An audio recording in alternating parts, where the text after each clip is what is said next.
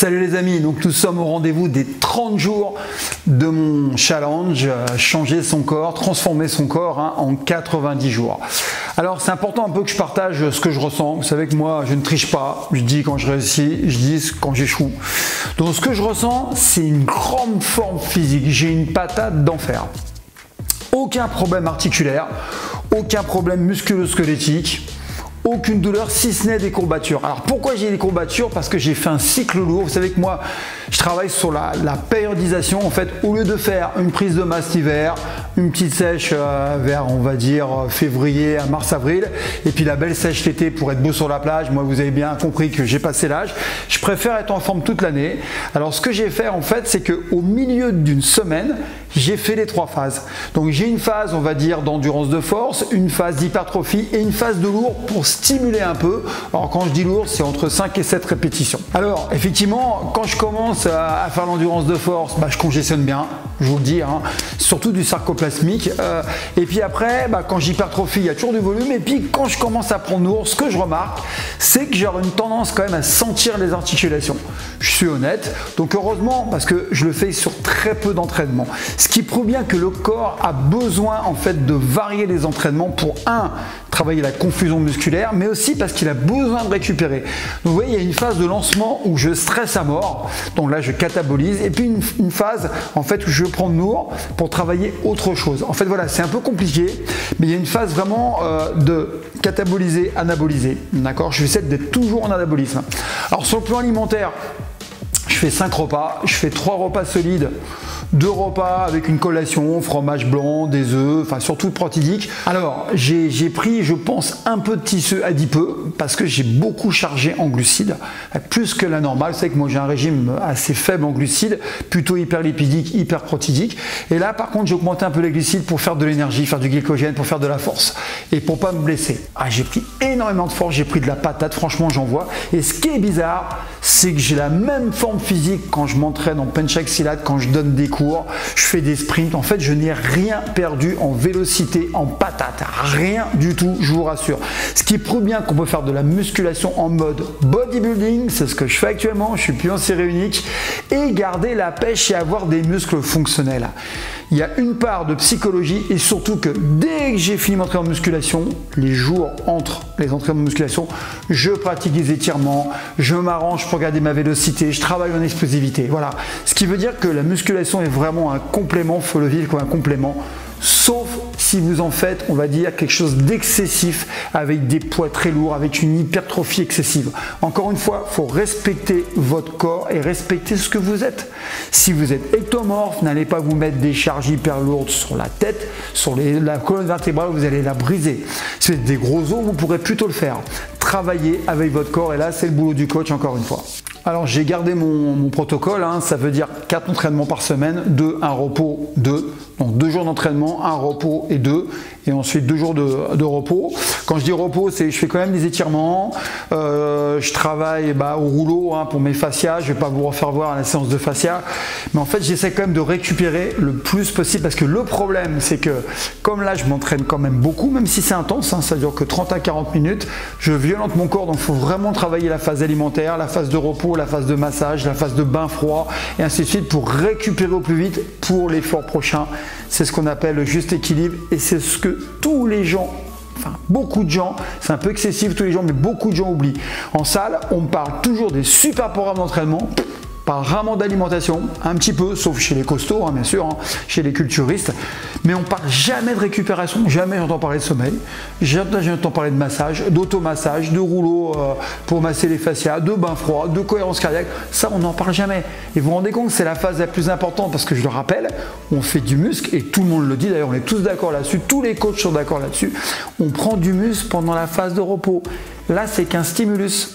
Donc c'est la plus importante. Voilà, je voulais passer ce message parce que encore une fois, je sais que c'est le facteur qu'on délaisse et malheureusement c'est celui qui va optimiser la performance, même pour d'autres disciplines. Donc là, il s'agit en fait du travail de la partie supérieure des pectoraux avec l'écarté incliné.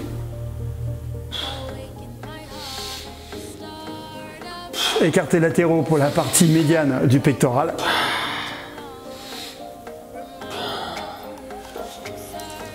travail du biceps avec le classique curl avec halter.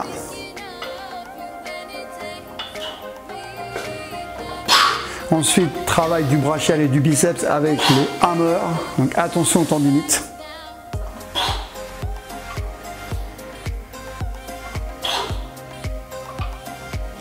Et ensuite, mon préféré, ça veut dire travail des biceps au banc incliné.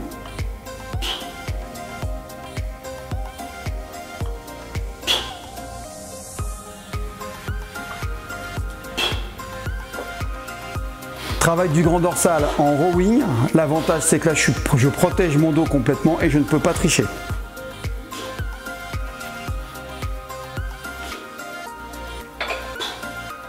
Travail des triceps, mon préféré, où je mets toujours mon triceps en tension avec les haltères.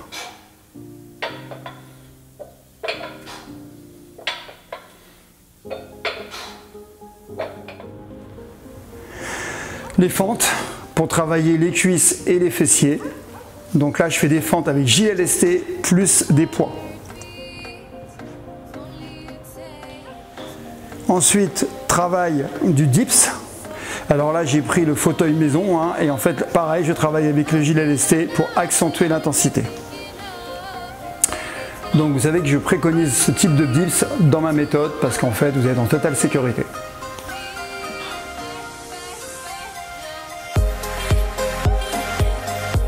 Donc on va voir si j'ai pris du poids. Et alors étonnant, je pense avoir pris du gras parce que j'ai augmenté les glucides et je fais que 82 300. Donc j'ai perdu 1,3 kg, donc on peut penser que c'est du gras que j'ai perdu. Alors maintenant on va voir avec les mensurations s'il y a une cohérence. Alors le corps humain est incroyable, je dis toujours, il n'y a pas de science exacte. J'ai pris beaucoup plus d'hydrates de carbone, beaucoup plus de glucides, sucre lent, je vous rassure, hein, pas de chocolat, pas de sucrerie, pas de sucre rapide. Et j'ai perdu 1,3 kg par rapport à la fois dernière. Vous voyez, donc ça prouve quoi? Que j'ai pris, à mon avis, de la masse musculaire, on va le voir avec les mensurations dans peu de temps, et j'ai perdu du gras. Sinon, ça veut dire que j'ai perdu du poids en muscle si jamais les mensurations sont inférieures. Donc si les mensurations sont inférieures et si j'ai perdu du poids, ça veut dire que je suis en surentraînement. Donc à moi de régler le problème. Vous voyez, c'est ça qui est fantastique. Rien n'est acquis. D'accord? C'est pour ça que moi je me livre à vous. J'ai pas peur de dire j'ai perdu de la masse, j'ai perdu du poids. Parce que je dis la vérité, parce que je suis naturel. Alors vous vous souvenez, 20 cm au-dessus du genou. Donc pour info, je faisais 55,7. 20 cm, c'est là. On va tourner pour que vous puissiez voir. 56,5. Donc j'ai pris 8 mm. Alors je faisais 35,8 cm pour les mollets, c'est mon point faible, vous savez tous. Hein. Donc là ça va être compliqué parce qu'il y a un facteur génétique très important. Voilà. Je vais tourner pour que vous puissiez voir. 36 pile. Donc le biceps, je faisais 41. Là je suis à 42,4. Donc je faisais 30,2 pour l'avant-bras et là je suis à 30,3. Donc maintenant il ne reste plus que l'abdomen, la poitrine, les épaules. Donc je crains beaucoup pour l'abdomen. Pourquoi? Parce que je vous dis, j'ai fait une grosse surcharge glucidique. Ok, on y va.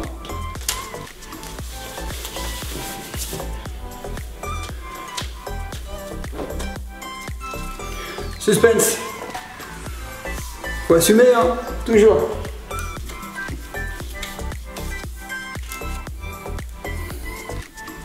« 86,5 ».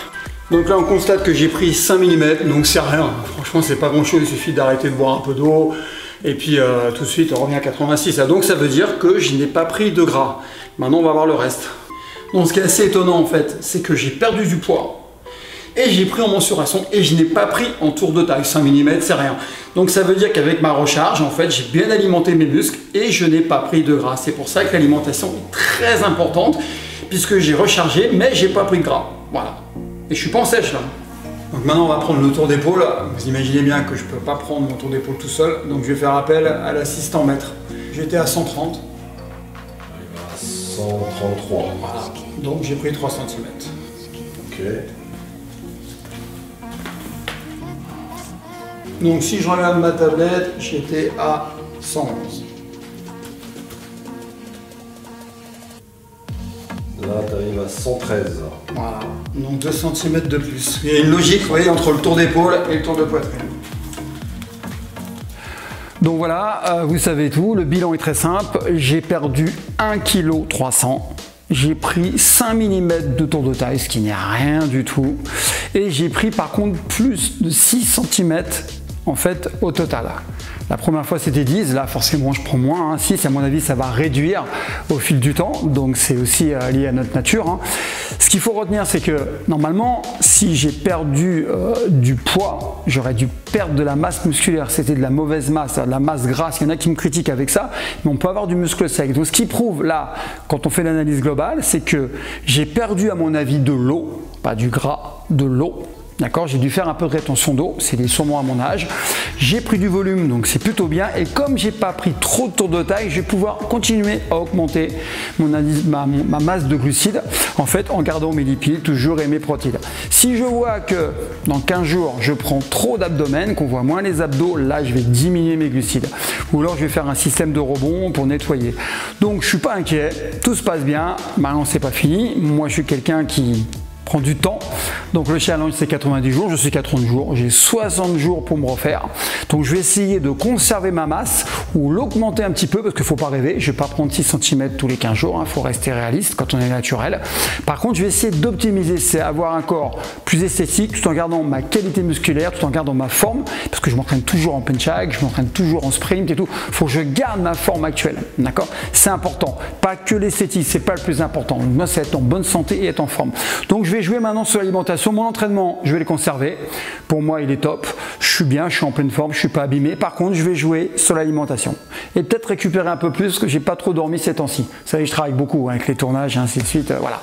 Donc, je vous dis à dans 15 jours. Merci de me suivre. N'hésitez pas à mettre des commentaires, même des critiques négatives. Ça me fait avancer. C'est grâce aux critiques négatives souvent que j'avance parce que dans le négatif, il y a toujours du bon à prendre.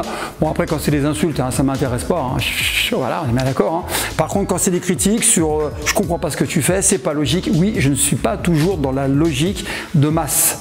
Moi, j'ai ma logique parce que je croise la théorie et le terrain et je vois souvent que ce qui est écrit dans les livres n'est pas forcément adapté à moi ou aux gens que je coach. Je le croise et des fois, ça fonctionne, mais des fois, je me dis qu'il y a quelque chose parce qu'il y a tellement de paramètres, tellement de facteurs comme le problème de stress, comme le problème d'environnement, comme le fait qu'il y ait des problèmes à la maison, comme le fait que mon corps réagisse mal parce qu'il y a des moments dans l'année où le taux de testo il baisse. Enfin, il y a tellement de facteurs qu'on ne peut pas dire c'est la méthode miracle. Par contre, il y a des fondamentaux et ce que je veux transmettre encore une fois à travers cette expérience, c'est la vérité. Vous avez vu, j'ai pris un peu de muscle, il y en a où j'ai pratiquement pas pris du tout. Et oui, les mollets notamment, c'est mon point faible. Je dis souvent que c'est génétique. Et puis, il y a des muscles qui ont pris beaucoup et vous allez voir qu'après, sûrement ça va stagner et d'autres vont prendre. C'est la magie du corps et en fait, c'est comme une sculpture le corps. En fait, on fait la masse et après on commence à sculpter avec ses limites humaines, encore une fois. C'est les limites du naturel. L'expérience est très simple, si j'échoue, j'irai jusqu'au bout et je vous dirai j'ai échoué, j'ai pas réussi, mais si ça fonctionne, je vous dirai après pourquoi ça fonctionne et comment j'ai fonctionné en détail. Là, c'est juste, je vous explique globalement comment je travaille, mais après, il y a vraiment effectivement des protocoles bien précis pour faire des progrès comme je le fais. Allez, je vous dis à bientôt et merci encore de me suivre parce que c'est grâce à vous et vous continuez à me motiver avec vos commentaires et franchement, ça me fait plaisir. Allez, ciao! Bon, je vous parle souvent de la récupération, de la cohérence cardiaque, des étirements, des rouleaux et le bain froid. Alors là, il n'est pas exceptionnellement froid, l'eau est à 17, 18 degrés, elle était un peu plus froide tout à l'heure parce que ça fait 10 minutes que je suis dedans. Alors l'hiver c'est génial parce qu'elle descend à 13 degrés, 14 degrés. Et là moi vous savez que je suis un adepte de la loi Pareto, j'optimise, je gagne du temps. Donc pendant que je monte mon bain qui dure environ 10 minutes, le bain froid, je bouquine et je regarde le secret de la sèche. Très intéressant, je vous rappelle qu'il faut toujours étudier, je n'ai pas la science infuse, personne ne l'a, et c'est en cherchant, en rencontrant des gens, aller voir en fait, suivre des formations, lire des bouquins, et là je lis ce bouquin, tout savoir sur la sèche et la perte de poids. Voilà, donc il faut optimiser, vous discuter, là je suis tranquille, et je bouquine. Voilà, donc surtout pensez à la récupération, c'est génial au niveau musculaire, grosse récupération. Quand je veux un peu forcer, là je voulais pas faire, parce qu'en fait je voulais pas exagérer, en fait je mets des glaçons. Et j'arrive à descendre environ à 13-14 degrés. Par contre l'hiver c'est top, elle est à 13 degrés. Donc je continue au quotidien à prendre des bains froids. Ciao. Et alors si vous regardez bien, parce qu'il faut toujours plaisanter, il faut toujours être sérieux sans se prendre au sérieux. Alors pour me motiver, je mets le maillot de bain. Voilà. Éclatez-vous un maximum, mais pensez vraiment récupérer. Ne pensez pas qu'à l'entraînement parce que vous risquez de vous détruire. Ciao.